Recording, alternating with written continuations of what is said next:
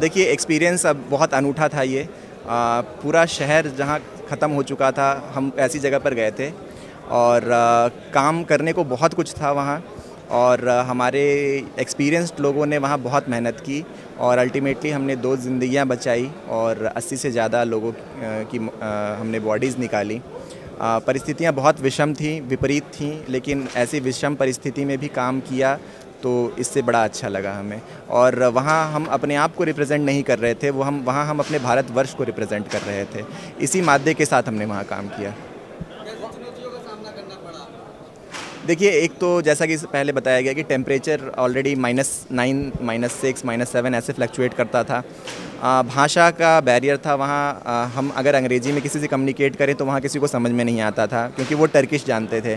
तो इसके लिए फिर हमें इंटरप्रेटर की मदद लेनी पड़ी या फिर गूगल ट्रांसलेटर से हम काम चलाते थे। और इसके अलावा वहाँ रहने में दिक्कत, क्योंकि सारे मकान गिर गए थे तो लोग सड़क पर आ गए थे। जहाँ भी हम जाएं वहाँ ट्रैफिक जैम, क्योंकि लोग या तो शहर छोड़कर जा रहे हैं या मदद देने के लिए आ रहे थे। तो चारों तरफ कियोस्क का माहौल था, लेकिन वैसे माहौल को दरकिनार करते हुए हमने काम किया, ये अच्छा लगा।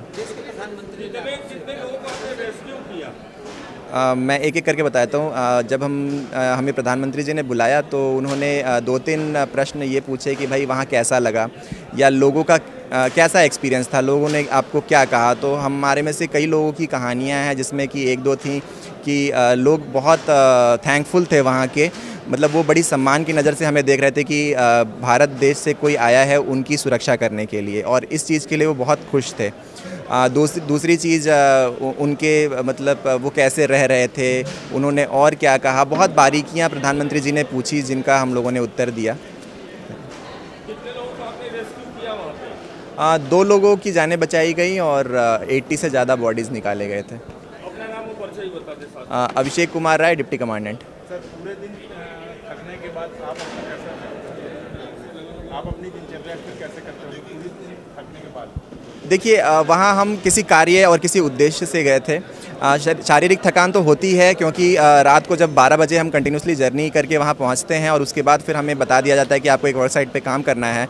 फिर बिना आराम किए फिर आप कंटिन्यूसली काम करें, लेकिन शाम को जब आपको कोई रिज़ल्ट